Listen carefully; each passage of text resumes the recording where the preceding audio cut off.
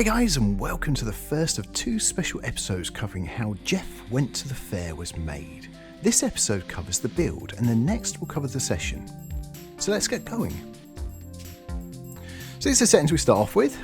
One square. So we sort of create this trough, and this is where the track's going to go. You can probably work out where the hill was for the well, it's going to be at least for the village. Now we end up using two squares, but for now, I wasn't too sure, so we stick with one for the start. Snow, yes, we cover everything in snow, different colours and things. And then a slightly sort of a station with a radius.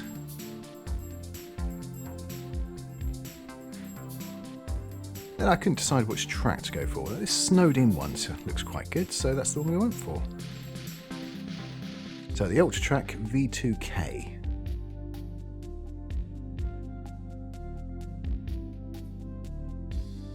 Now at the end, we're going to be putting two portals, so the train can go up and down, up and down. And we'll show how that's done in the next episode.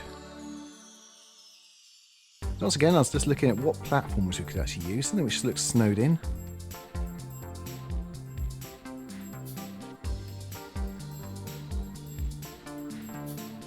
I think that looks fine. Just making sure we get the right radius here so it doesn't hit the track. So putting a couple of extra spline points in, and that's fine. Then we start with this building. I don't think we use this one though. See, I'm flicking through a few others. I think we end up with this one. There we go. Now, I don't notice this till much later, but that building there is actually floating. But it gets fixed before the video is put out. So that's probably the fencing we'll use most of the way around. We need some fencing for the actual station. This is going to be it, and we're going to raise it up. Now, at the moment, I look at how high it is. If you look at that where it says vertical height, and I try and actually do the same all the way across. So in theory, it should be the same. It's not quite, so we do have to do some further adjustments.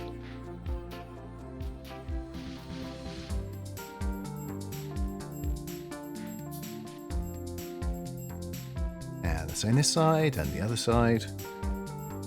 And of course, as many of you know, I was editing the wrong fence then, so if you want to not do that, you can actually lock down a layer, put a new layer on and lock down the other one. And I will do that actually later on with the platforms, because when we put some other stuff on it does get a bit annoying. So at this point I decided it's not big enough, the board, so we do extend it slightly. It doesn't have to be big. This is effectively our little film set.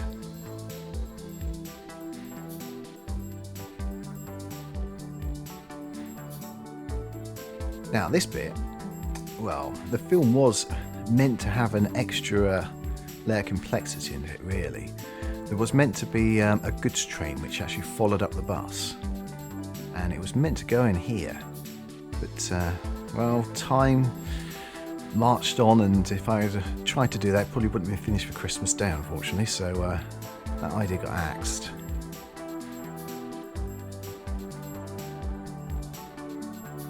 Now initially, we'll go dark in a second. I was trying to get these lights. You can see I'm moving things, and other things are getting moved, like the station. So we do lock down that layer later on. It starts to get annoying.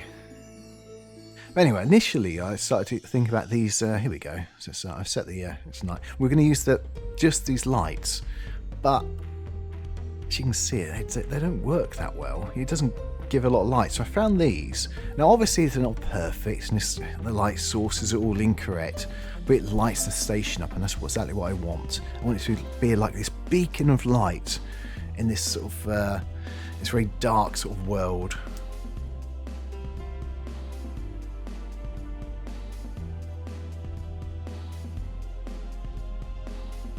For what we're going to see it, so the amount we're going to see it from the station is going to be fine. So while I'm working, you can see I've got snow and I've got different effects. Now these are real. I couldn't decide what it's going to look like, so I'm playing with the different effects which we can have. If it's going to be more snowy, less snowy, daylight or night, and the time of day, all those sort of things. And as you can see here, I give it quite a bit of fog as well. In the end, we don't go for that. I make it changeable and make it a little bit more viewable, I suppose.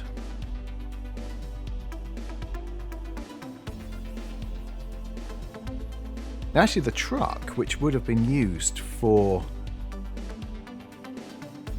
the delivery, you do actually see it on the film. It's flashing its headlights.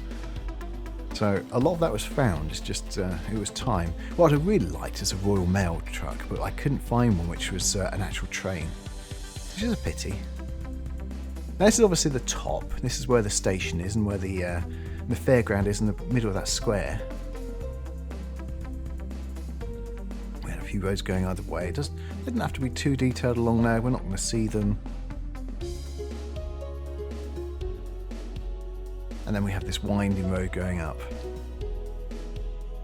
And it obviously continues. It's got to look like it's a real thing.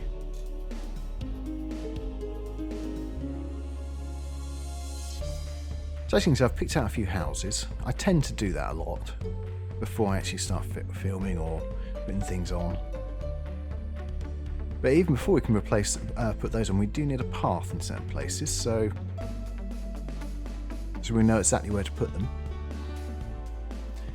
And it is best to don't just use one path, because it's a bit boring. It doesn't look real. So use 2 or 3 if you can.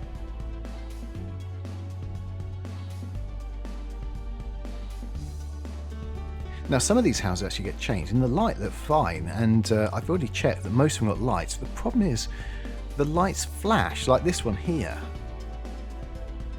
I don't really know if it's because they were meant for an older version of trains or not, but you can just sit there, just the lights are flashing on and off constantly. It doesn't look real, unfortunately.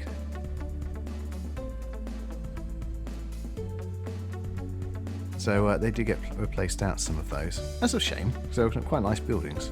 In the daytime, absolutely fine, but night times, I don't think they could be usable. There's one, you can see it, lights flashing.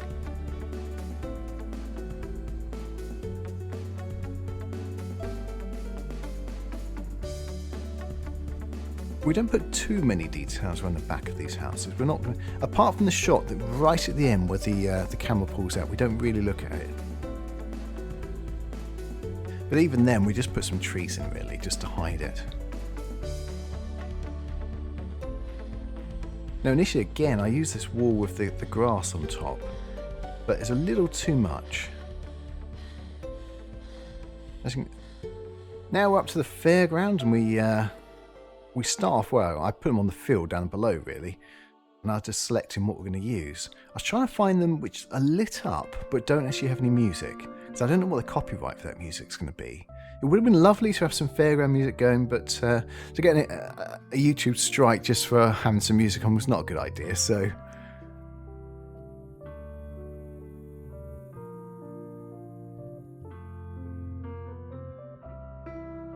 Actually, these are great little lights, aren't they? And I put these all the way around the wall. And then we found these ones, which are great as well. And you can put them against posts and things. And the only thing I want to make sure is, if I'm putting it across the road, which I do in certain places, is to make sure that they're actually high enough that the bus can actually get over them, or under them, sorry.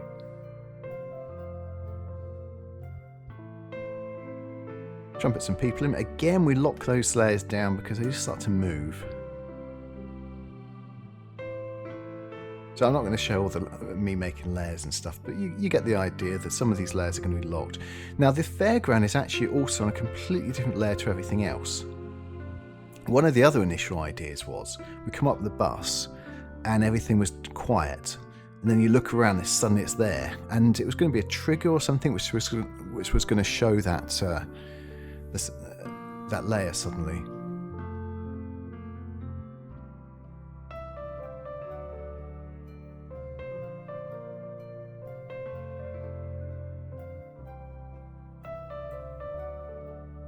Right, so you can see that was snow. These are snow piles, but as you go further down, there's sand. And that's because there is a setting within Trainz where you can actually say how high up the actual snow starts. I'd started at 0, but it seems I needed to change it to about minus 100, minus 200 or something like that.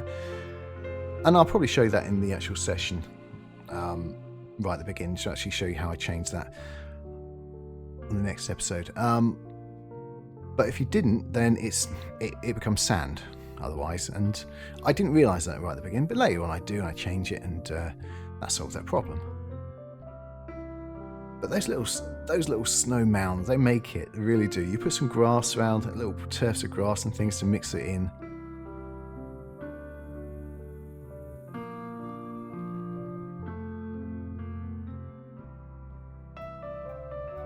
It's surprising actually how many different assets there are with snow on. So obviously I went onto the download station, I then did a massive search for anything with snow and anything which could be used.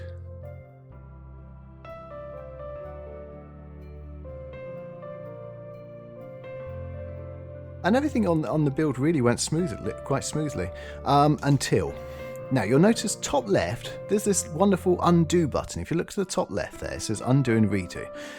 Well, about halfway through, Service Pack 1 comes out. And they've changed the UI for this, haven't they? And that's no longer there. You have to click into a menu to get into the undo and redo buttons now. So it's 2 clicks before you can do anything, and that's really annoying.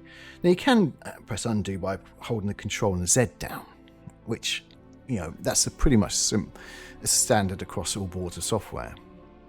But when you've got used to actually just putting your mouse up to undo up there, and also there's another few little problems, such as if you've seen my big build, you've seen the first shot of one of the show and tell videos where it goes around the train. The camera goes around the train. Unfortunately, that's busted now, that camera, which is a shame. And again, that's SP1 which has done it. Now, so we're up on the road. We're going to talk about that more than this on the next episode. Initially, as you can see the actual lights on the ground. Strangely, those lights are actually hovering, so we have to lower them out and get rid of those, which is a pity. But, that's life. So this is a portal. We are using dig hole for this to actually make the hole through, and we've put some tunnel ends in. Unfortunately, there aren't any snow ones on here, which is a bit of a pity, but I'm only going to show you one end. So we're going to use this one. We're going to cover it up as best as possible. We start putting a bit of green paint around it, and we put some bush and stuff, and it covers it up okay. It's not perfect, as long as you don't hold the camera on it too long. Because again, we're doing this for a film. We're not doing it actually as a route we're going to play with.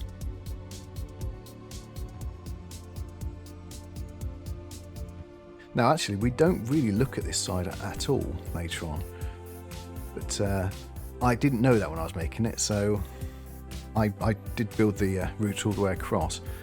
Right, this is hidden track now. We're putting because that's how the bus works.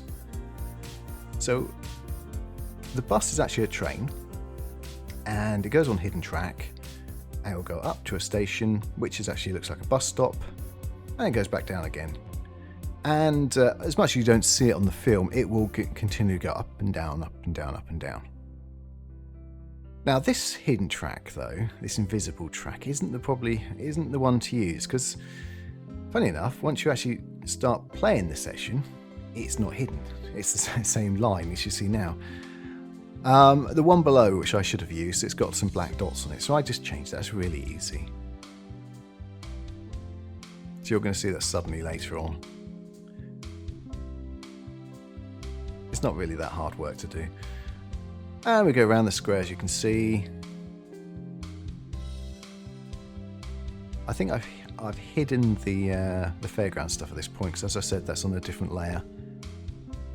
That's why it wasn't there. Down we go. Take out that bit and we'll put another station in, which connects it, boom, it's the same. Just like all stations. And now, right, so we actually use this one. This is the far better hidden track, in my opinion. So this is for the person walking over the bridge. So we need to get spline points in just the right places, and then we have to put one in the middle as well, stop it arcing up. So sort of keep the same height. And again, I'd lock down different layers at this point to make sure that it doesn't affect anything else. And so that's it for the build episode. The next episode will be the session episode. We'll be talking about how the actual each part of the tracks work and what triggers the next part of the film to actually happen. Thank you very much for watching. If you enjoyed it, please press the like button. If you want to see more, please subscribe. And if you press that ding dong bell button, it even tells me when I put more stuff on.